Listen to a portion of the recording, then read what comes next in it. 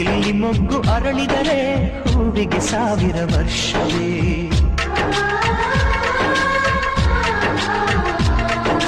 ಕಣ್ಣೆರಡು ಇರಬಹುದು ನೋಟಗಳೊಂದೇ ಅಲ್ಲವೇ, ರೂಪಗಳು ಎರಡೆರಡು ಹೃದಯ ಒಂದೇ ಅಲ್ಲವೇ. ಈ ಜೀವನ ಸಂಜೀವಿನಿ ಇದು ಅಣ್ಣನಾಶಯ, ನೀ ಹೇಳು ಶುಭಾಶಯ.